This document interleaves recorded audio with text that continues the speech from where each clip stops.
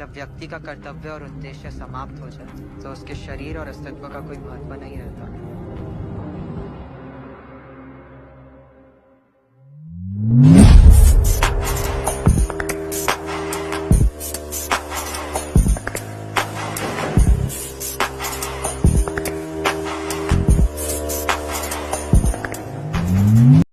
Hey guys, welcome back to my channel. This is Cascade. ഇന്ന് നമ്മൾ കാണാൻ പോകുന്നത് അസുർ സീരീസിൻ്റെ സീസൺ 2 എപ്പിസോഡ് നമ്പർ 3. എപ്പിസോഡ് സ്റ്റാർട്ടാകുന്നത് ഒരു ഫ്ലാഷ് ബാക്ക് സീനിലാണ്. 12 വർഷങ്ങൾക്ക് മുമ്പ് ഹരിദ്വാറിലെ ആശ്രമത്തിലെത്തുന്ന ശുഭം കുടിവെള്ളത്തിൽ വിഷം ചേർത്ത് എല്ലാവരെയും കൊല്ലുന്നു. ആൻഡ് അവൻ അവിടുന്ന് എസ്കേപ്പ് ആകുകയും ചെയ്യുന്നു. നമുക്ക് ശുഭത്തിനെ കാണാം. അവൻ അവൻ്റെ ഗുരുവിനോട് മോക്ഷത്തെക്കുറിച്ച് ഒരു ഗംഭീരമായ പ്രസംഗമൊക്കെ കൊടുക്കുന്നു. അതിനുശേഷം ആ വിഷം ചേർത്ത വെള്ളം അദ്ദേഹത്തെ കുടിപ്പിച്ച് കൊല്ലുന്നു. എന്തായാലും പ്രസൻറ്റ് ടൈമിൽ അവിടുന്ന് കട്ടായിട്ട് നമുക്ക് നിഖിലിനെയും CBI ടീമിനെയും കാണാം. നിഖിലിനും ടീമിനും ലാസ്റ്റ് എപ്പിസോഡിൽ വെച്ച് കിട്ടിയ കോർഡിനേറ്റ്സ് അവർ ചെക്ക് ചെയ്യുന്നു. കോർഡിനേറ്റ്സിൻ്റെ എക്സാക്ട് ലൊക്കേഷനിൽ നിന്ന് അവർക്കൊരു ഗേളുടെ ഡെഡ് ബോഡി കിട്ടുന്നു.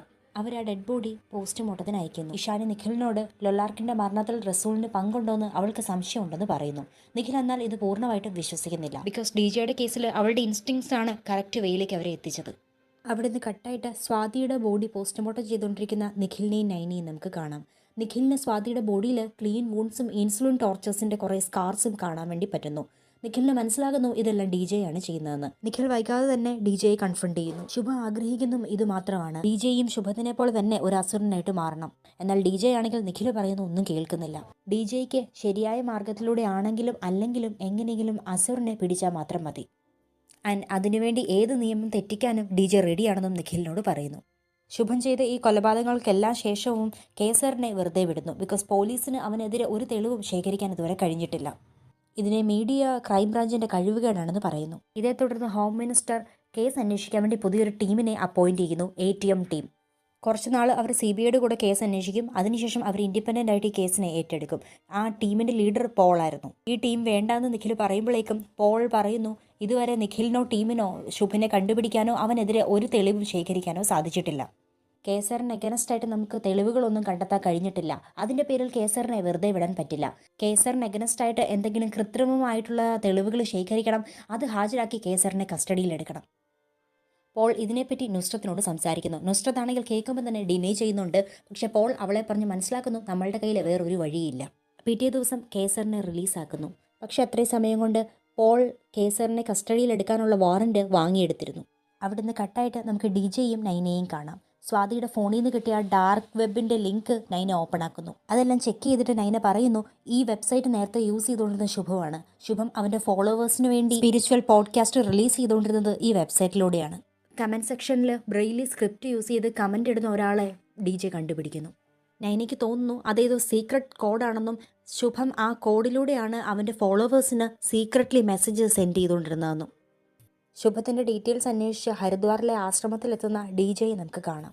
ആശ്രമത്തിലുണ്ടായിരുന്ന ഒരാൾ DJയോട് പറയുന്നു 12 വർഷങ്ങൾക്ക് മുമ്പ് ഒരു ദിവസം ശുഭനെ കാണാതാകുന്നു. പക്ഷേ അന്ന് ആശ്രമത്തിലുണ്ടായിരുന്ന എല്ലാവരും തന്നെ ഭക്ഷ്യവിഷബാധം മൂലം മരിച്ചു കഴിഞ്ഞു.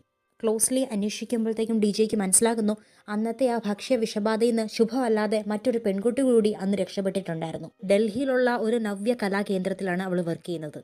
അവിടുന്ന് കട്ടായിട്ട് ആ ഗേളിനെ അന്വേഷിച്ച് ആ പ്ലേസിലേക്ക് എത്തുന്ന DJയെ നമുക്ക് കാണാം. അവളുടെ പേര് വൃന്ദ എന്നാണ്. വൃന്ദ ഒരു ക്രാഫ്റ്റ് പേഴ്സൺ ആണ്, കൂടാതെ ബ്ലൈൻഡും ആയിരുന്നു. DJ ശുഭത്തെപ്പറ്റി വൃന്ദയോട് സംസാരിക്കുന്നു. വൃന്ദ പറയുന്നു അവൾ ബ്ലൈൻഡ് ആയിരുന്നു, അവൾക്ക് കാഴ്ചയില്ലായിരുന്നു. പക്ഷേ ശുഭം അവളെ സംബന്ധിച്ച് ഒരു ദൈവദൂതനായിരുന്നു. കാഴ്ചയില്ലാത്ത വൃന്ദയെ ജീവിക്കാൻ പഠിപ്പിച്ചത് ശുഭമാണ്. ആശ്രമത്തിൽ ഉണ്ടായിരുന്ന സമയത്ത് വൃന്ദ കൂടുതലും സമയം ശുഭത്തിൻ്റെ കൂടെയാണ് ചെലവഴിച്ചുകൊണ്ടിരുന്നത്. അതുകൊണ്ട് തന്നെ ശുഭത്തെപ്പറ്റി ഒരുപാട് കാര്യങ്ങൾ വൃന്ദയ്ക്ക് അറിയാം. DJ ഈ സമയം വൃന്ദയോട് പറയുന്നു ശുഭം ഒരു കില്ലറാണെന്നും അവനെ പോലീസ് അന്വേഷിച്ചുകൊണ്ടിരിക്കുകയാണെന്നും. പക്ഷേ ഇത് കേട്ടിട്ട് തീരെ ഇഷ്ടപ്പെടാത്ത വൃന്ദയെ നമുക്ക് കാണാം. ഇതെല്ലാം കേട്ടപാടെ വൃന്ദ DJയോട് അവിടെ നിന്ന് ഇറങ്ങിപ്പോകാൻ പറയുന്നു. വൃന്ദയുടെ പ്ലേസിൽ നിന്ന് ശുഭത്തിൻ്റെ ഒരു ബുക്ക് DJയ്ക്ക് കിട്ടുന്നു. DJ ആണെങ്കിൽ ആ ബുക്ക് എടുത്തുകൊണ്ട് പോരുന്നു. ആ ബുക്ക് ബ്രെയിലി സ്ക്രിപ്റ്റിൽ എഴുതിയിരുന്നതായിരുന്നു. ആ ബുക്കിൻ്റെ ഫ്രണ്ട് പേജിൽ ഏതോ ഒരു കോഡ് എഴുതിയിട്ടുണ്ടായിരുന്നു. നൈനയ്ക്ക് ആ കോഡ് ഡാർക്ക് വെബിലെ കമൻറ്റ് സെക്ഷനിൽ നിന്ന് കിട്ടിയ ബ്രെയിലി സ്ക്രിപ്റ്റുമായിട്ട് മാച്ച് ചെയ്യുന്നുണ്ടെന്ന് തോന്നുന്നു. നൈന കുറേ സമയം ഇരുന്ന് ആ കോഡ് ക്രാക്ക് ചെയ്യുന്നു. ആ കോഡിൻ്റെ മീനിങ് ഇതായിരുന്നു, അശ്വനി നക്ഷത്രം ഉള്ളൊരു ദിവസമാണ് അറ്റാക്ക് അവർ പ്ലാൻ ചെയ്യുന്നത്. കലണ്ടർ ചെക്ക് ചെയ്യുമ്പോൾ അവർക്ക് മനസ്സിലാകുന്നു 2 ദിവസത്തിന് ശേഷം അശ്വനി നക്ഷത്രമുള്ളൊരു ദിവസമാണ് വരാൻ പോകുന്നത്. നൈന എത്രയും പെട്ടെന്ന് ഈ ന്യൂസ് CBIയിൽ എത്തിക്കാൻ വേണ്ടി പറയുന്നു. പക്ഷേ DJ അതിനോട് ഓക്കെ പറയുന്നില്ല. DJ നൈനയോട് പറയുന്നു CBIക്കുള്ളിൽ ശുഭനെ ഹെൽപ്പ് ചെയ്യുന്ന ആരൊക്കെയോ ഉണ്ട്, അതുകൊണ്ട് ഇപ്പം ഈ ഇൻഫർമേഷൻ CBIയിൽ എത്തിക്കേണ്ട. എന്നാൽ നൈനയ്ക്ക് തോന്നുന്നു DJ-ക്ക് ശുഭത്തിനെ ഒറ്റയ്ക്ക് പിടിക്കണം. അതിനുവേണ്ടിയാണ് ഈ ഇൻഫർമേഷൻ CBI ടീമിനെ അറിയിക്കാത്തതെന്ന് നൈന അനോണമസ്ലി CBI ടീമിനും ATM ടീമിനും ഈ ഇൻഫർമേഷൻ പാസ് ചെയ്യുന്നു. ഇതേ തുടർന്ന് CBI ടീം അലേർട്ടാകുന്നു.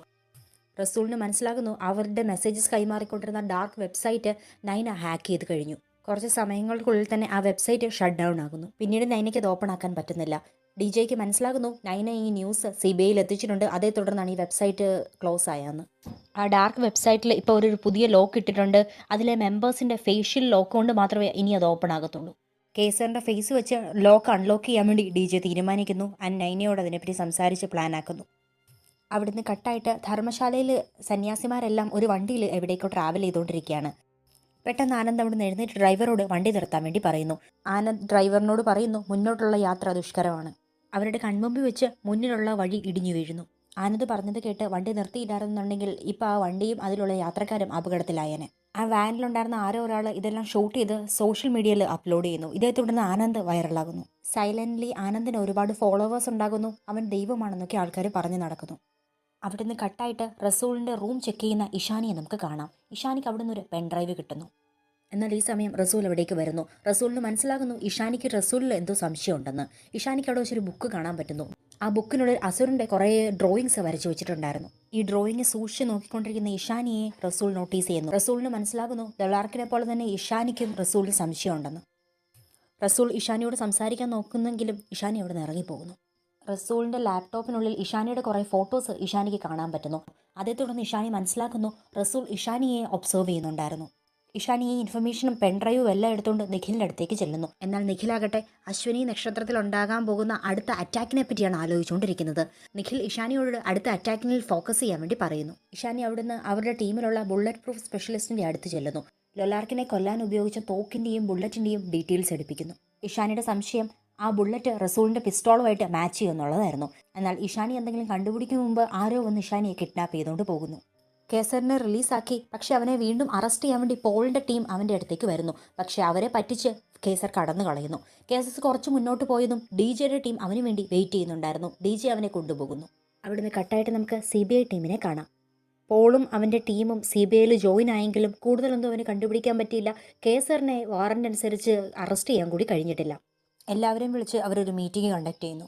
എന്നാൽ ഈ മീറ്റിങ്ങിൽ ഇഷാനി ഇല്ലായിരുന്നു. ഇത് നിഖിൽ നോട്ടീസ് ചെയ്യുന്നു. നിഖിൽ അവിടെ എല്ലാവരോടും ഇഷാനി എവിടെയെന്ന് ചോദിക്കുന്നു. ഓഫീസ് ഫോണിൽ നിന്ന് ഇഷാനിയെ വിളിക്കുന്നു. ഇഷാനിയുടെ ഫോൺ റിങ് ചെയ്യുന്നുണ്ട്. ഈ സമയം നമുക്ക് ഇഷാനിയെ കാണാം. അവളുടെ കഴുത്തിൽ ആരോ കയറിട്ട് മുറുക്കുന്നു. ഇവിടെ കൊണ്ട് എപ്പിസോഡ് 3 എൻഡ് ആകുന്നു. Stay tune with me guys. I will be back with another episode. Till then watch out and stay safe. Take care. Bye bye.